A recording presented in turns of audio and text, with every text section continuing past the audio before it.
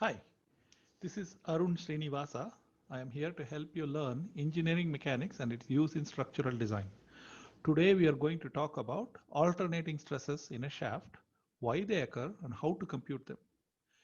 To know this, you should know something about stresses in beams. You remember there is a nice video on that. So you should go watch that. If you don't understand stresses, you cannot really understand some of these calculations. Okay.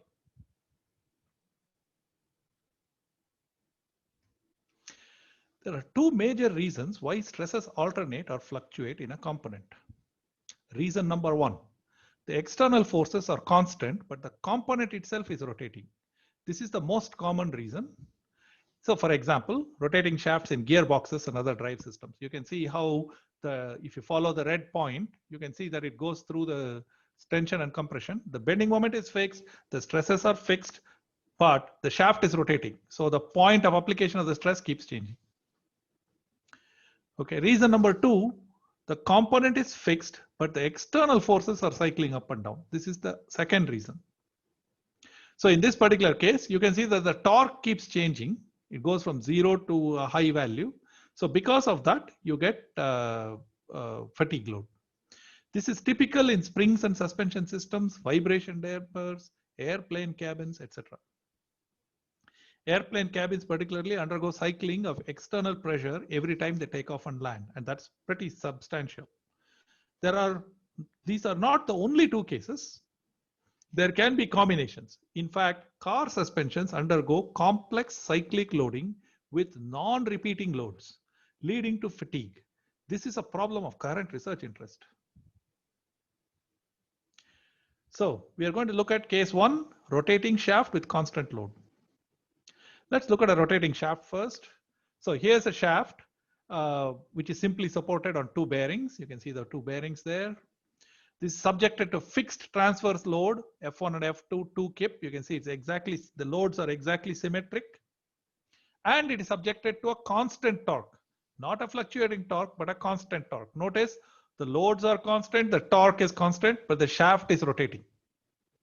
Okay, the torque is 5 kip inch. We are interested in what happens to the section AA of the shaft.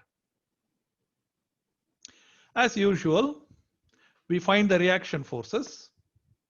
RA equal to RB equal to 2.5 kip by doing simple calculations of the whole shaft. And then the torque and bending moment at the section AA by cutting and drawing a free body diagram. So I'm going to cut and draw a free body diagram there.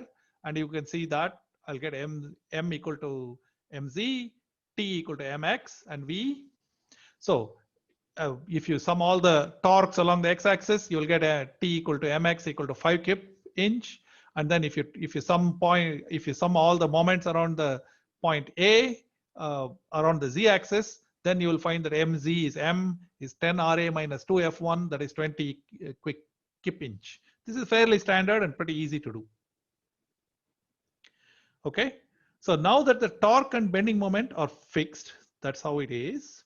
And then the stress distribution, once we know the torque and bending moment, the stress distribution is pretty straightforward. Sigma bending is along the x-axis, axial stress along the x-axis, sigma xx is my over I. So it's my y, my I, so it's very easy to remember.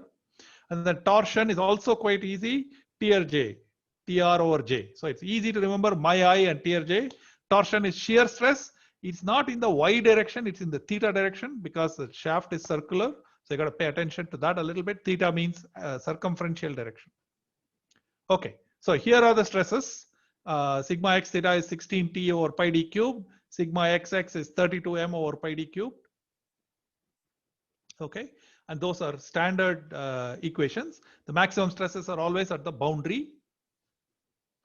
Note, the maximum stress is tensile at the top and compression at the bottom. This actually matters. Even the compressive stress at the bottom will matter. The shear stress is always pointing in the circumferential direction, and it's always the same amount, 16t over pi d cubed, along the entire circumference. So this also actually matters. Okay, now let's follow a point on the periphery of the shaft, because that's where all the action is, right, at the boundary. So there it is. So I'm picking a point on the shaft, and the shaft is going round and round, and that's the point which I'm concerned with. So now the stresses are constant, but the shaft is rotating. So any point on the shaft will see both tension and compressive normal stresses as it goes around this field. So that is what is happening. Okay, so you can show it like a graph. You can see as the point goes around, the stress at that point will change from tension to compression to tension to compression. You will see the cyclic load on that. Okay, and it varies from about roughly plus 78 KSI at the top to minus 78 KSI at the bottom. Okay, so even though the bending moment is constant, it results in alternating stresses with mean 0 for a rotating shaft because of this. Okay, and it is therefore considered as an alternating moment when we look at as an alternating load when we look at fatigue calculations. Even though the moment itself is constant, but because the shaft is rotating, the point will undergo both tension and compression. This matters. Now, what about torque? So that's good, sweet. Now on to the torque considerations. So now let us look at the torque alone.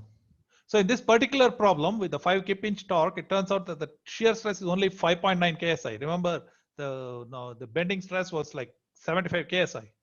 Shear stress is only 5.9 KSI. So it's not really big. Now we'll focus on the shear stress. Remember, the shaft is going round and round. Now what happens is the shear stress is the same along the entire periphery. So the magnitude and direction of the shear stress is constant. There's no change in direction. There's no change in magnitude relative to the point in consideration. So it's just rotating along with it. Okay. So the constant torque leads to a steady shear stress for a rotating shaft. So for a rotating shaft, constant bending moment gives you alternating stresses. Constant torque gives you steady shear stress.